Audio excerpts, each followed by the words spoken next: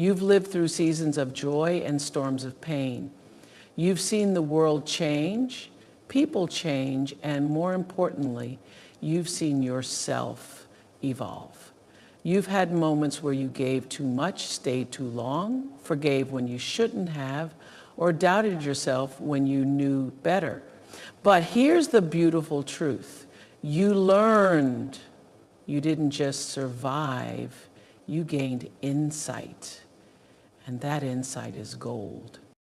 Wisdom isn't loud. It doesn't need applause. It's not about being the smartest person in the room.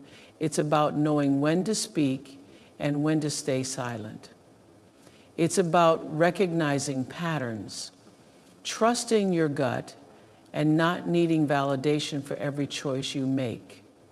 At this point in life, you don't need to keep asking, what do you think I should do? Because deep down you already know. You know what a red flag looks like dressed in charm. You know what empty promises sound like, even when they're wrapped in sweet words. You know the weight of giving yourself to people who take without returning. And most of all, you know the value of your time, your peace, and your energy. That's wisdom. Wisdom shows up when you no longer argue to be understood, when you walk away not out of weakness, but because you finally understand the power of peace. It shows up when you realize you don't need to prove anything to anyone anymore. Not your worth, not your goodness, not your value. It's in the way you carry yourself now. You don't chase approval. You move with clarity. You don't cling to people, you observe. You don't overextend, you protect your space.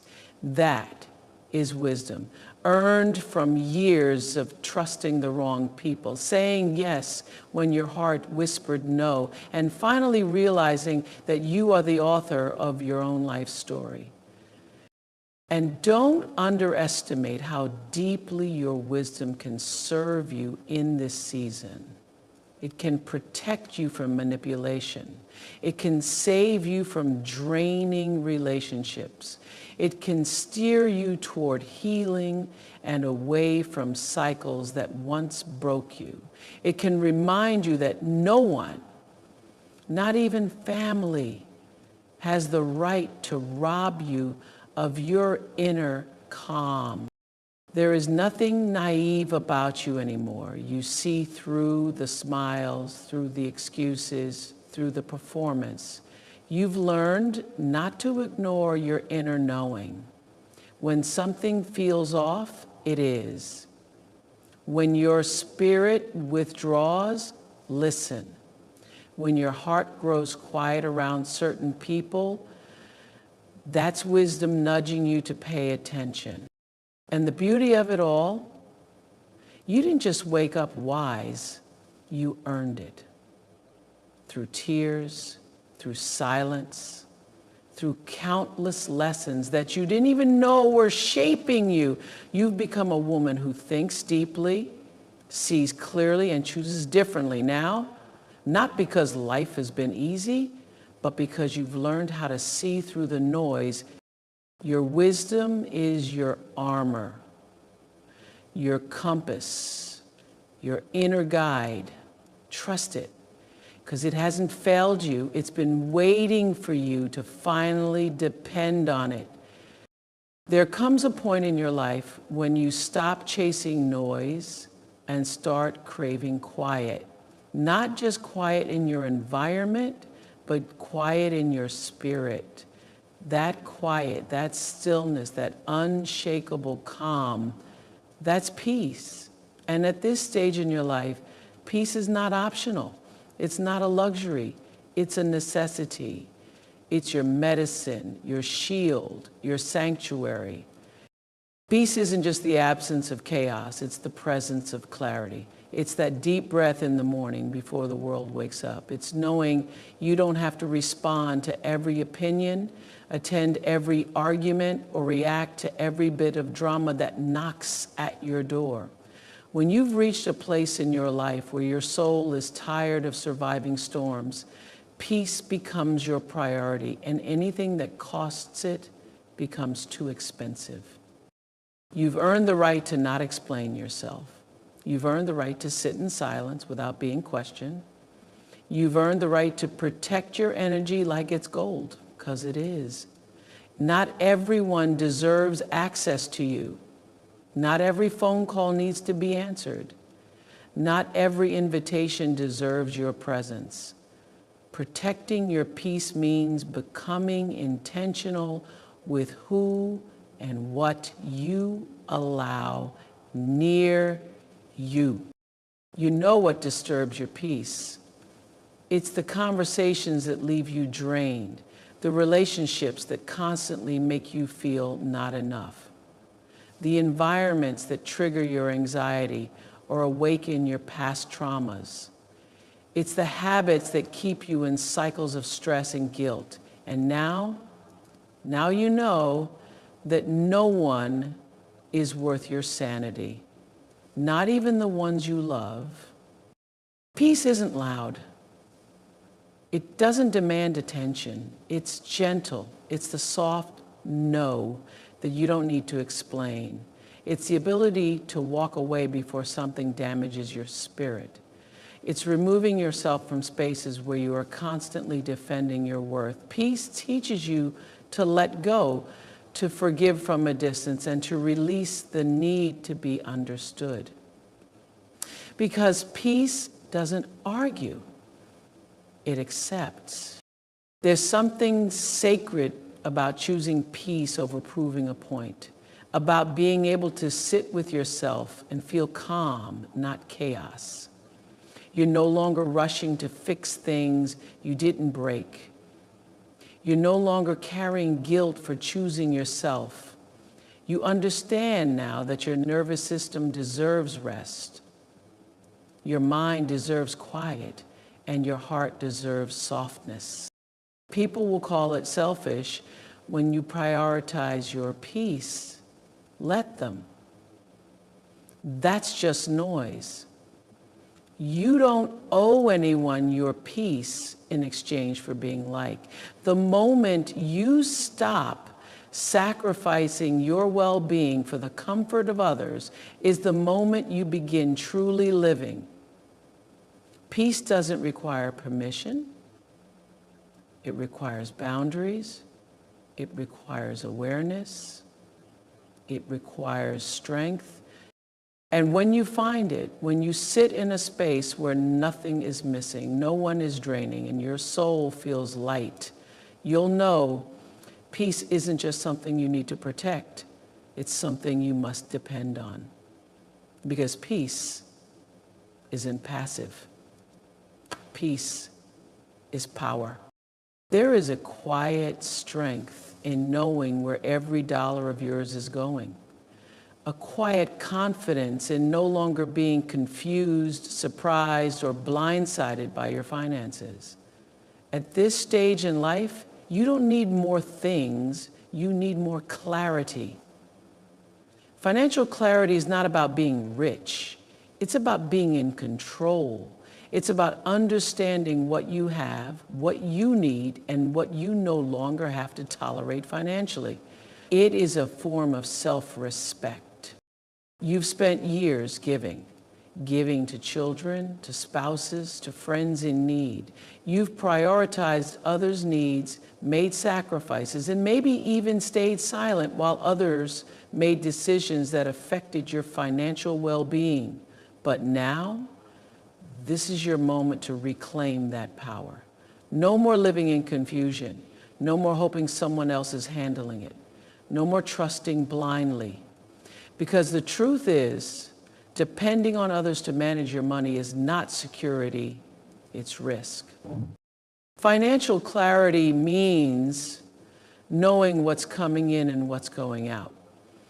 It means checking the balances, reading the fine print, asking the questions, and not being afraid of the numbers. It's not about shame over the past, it's about maturity in the present. It's saying, I owe it to myself to understand how I'm living and how I want to live moving forward. Whether you have a lot or just enough, it's yours. And that means you have every right to manage it with wisdom and confidence. You don't have to depend on someone else to decide if you're okay. You don't need to feel embarrassed if you're still learning. Every step toward financial clarity is a step toward independence, stability, and peace of mind. This isn't about how much you make. It's about how aware you are. Are you spending out of habit or out of intention? Are you buying things to fill a void or investing in what brings real value to your life? Are you staying quiet about financial arrangements that leave you shortchanged, overlooked, or taken advantage of? Because clarity starts when you stop pretending not to notice what's draining you. And let's be honest, financial dependence can become emotional dependence. When you don't feel in control of your finances, it can silence your voice. It can make you tolerate behavior you'd otherwise walk away from. It can make you shrink instead of speak. That's why financial clarity isn't just about money, it's about freedom. Take the time to learn. Sit with your bank statements. Organize your documents. Ask for help if you need to, but never hand over the wheel. Read the terms, check the interest rates, reevaluate what you truly need versus what you've just been used to accepting.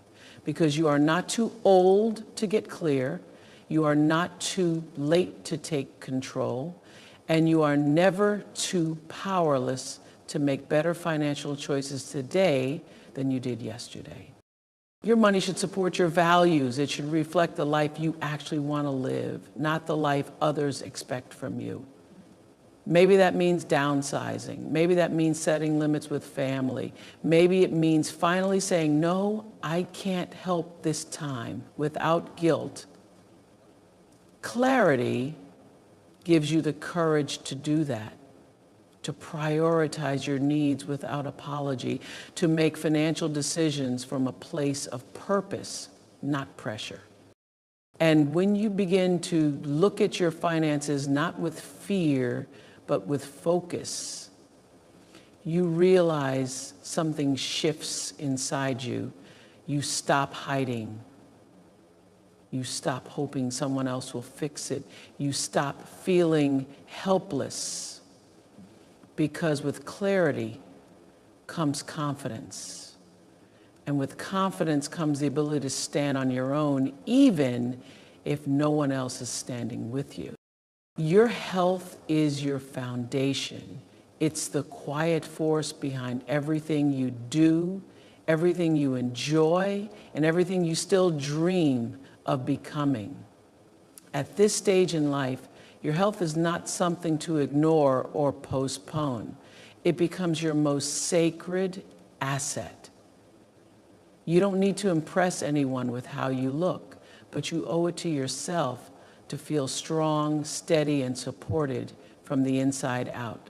Because when your health suffers, everything else in life becomes heavier. You've spent decades taking care of others, children, partners, parents, friends. You've carried loads that people never even saw. You've said, I'm fine, when your body was screaming for rest. You've shown up for everyone, even when your back ached, your energy was low, and your spirit was drained. But now it's time to show up for yourself. Not just emotionally or mentally, but physically. Your body has carried you through more than you've probably ever acknowledged. It held you up through heartbreak. It kept you moving through grief. It let you keep going on the days you didn't even want to get out of bed. And maybe it's not as quick or as flexible as it once was, but it's still yours. And it still responds when you treat it with care. You don't have to chase youth, but you can absolutely embrace vitality. Taking care of your health at this age isn't about chasing some perfect number on a scale. It's about energy, it's about strength, it's about balance. It's about waking up and not feeling worn out before the day even begins.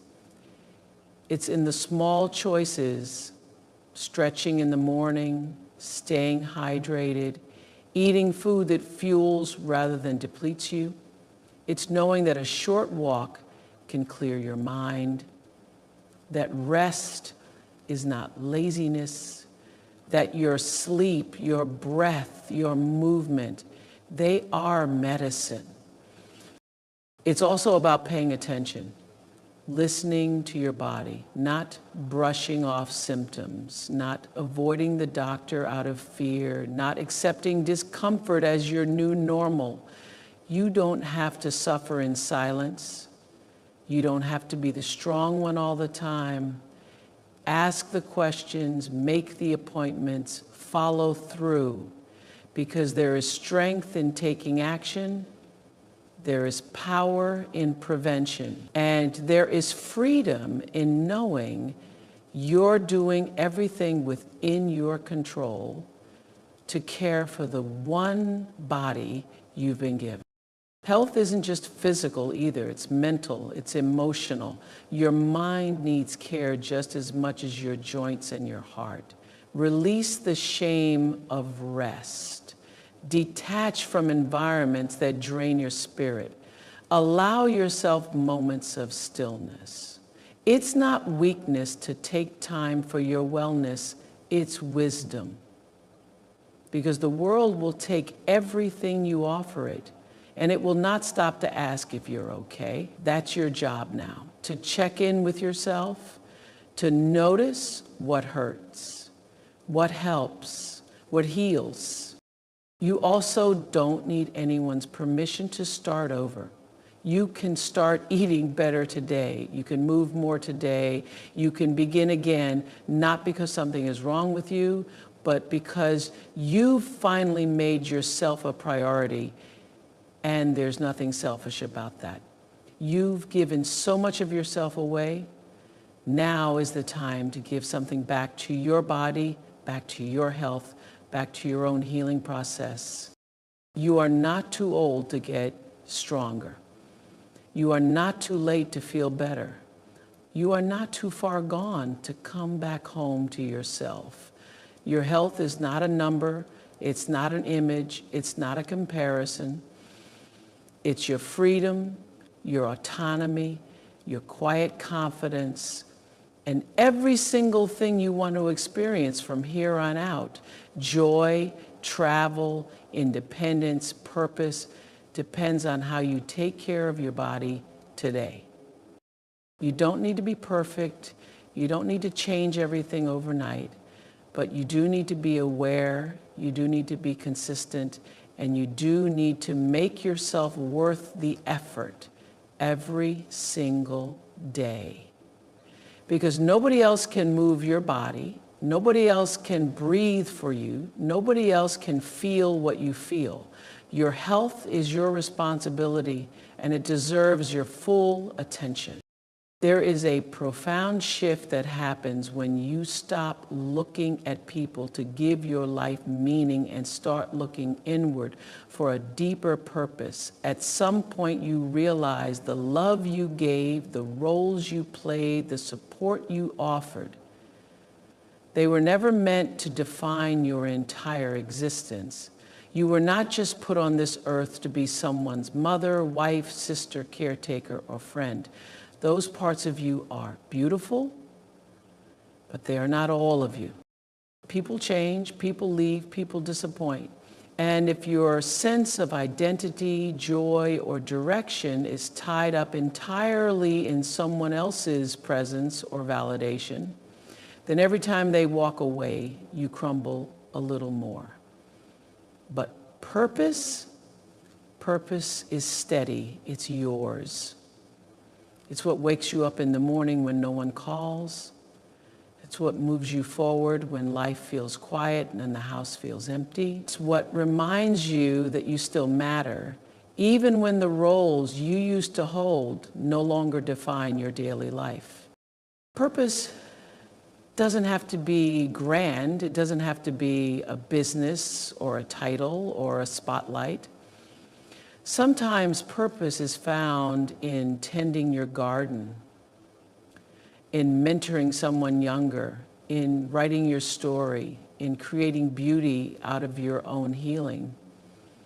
Sometimes it's found in starting something new, no matter how late it feels.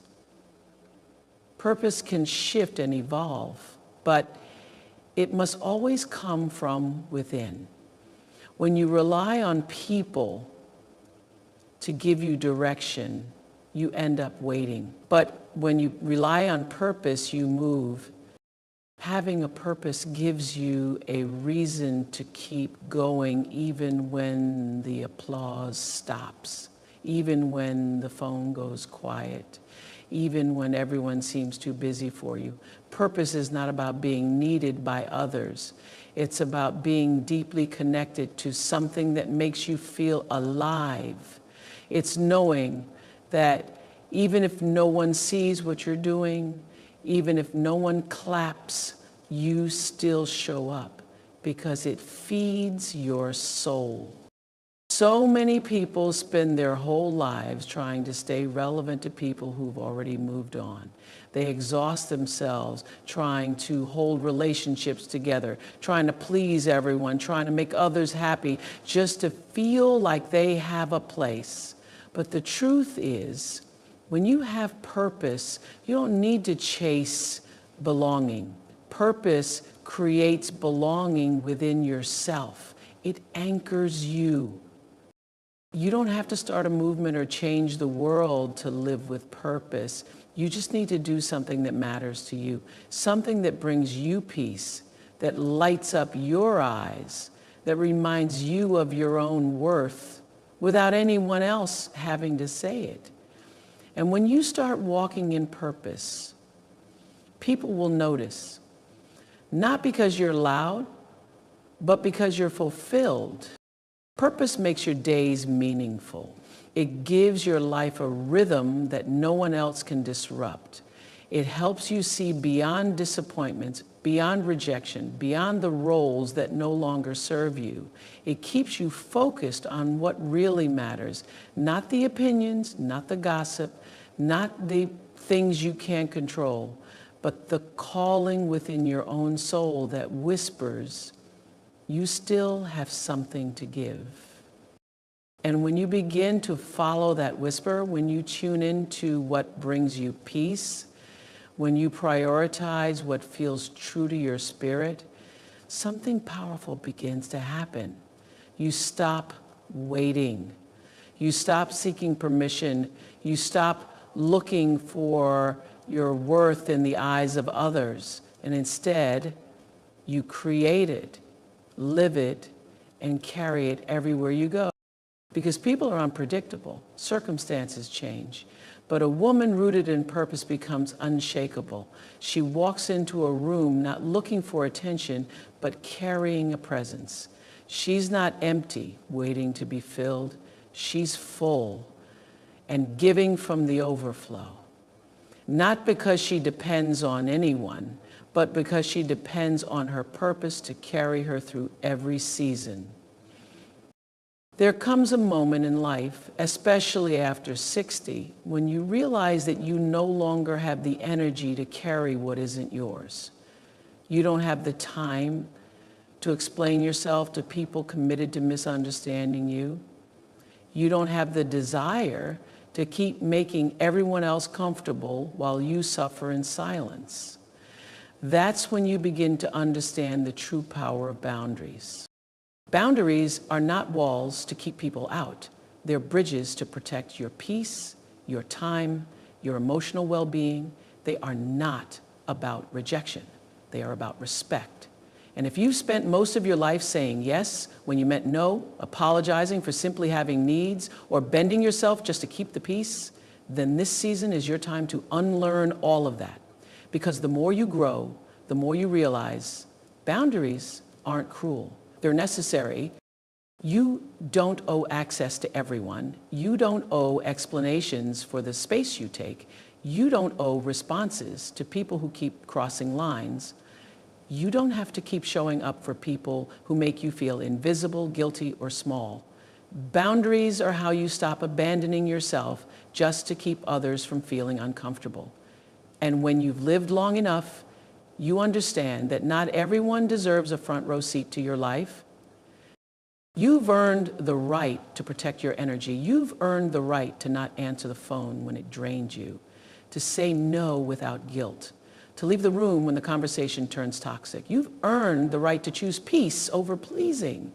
Your life experience has taught you that people who get upset when you set boundaries are the same people who benefited when you had none. And that's not your burden anymore. Boundaries are an act of self-love. They are how you honor your capacity, what you can do, and what you no longer have to tolerate.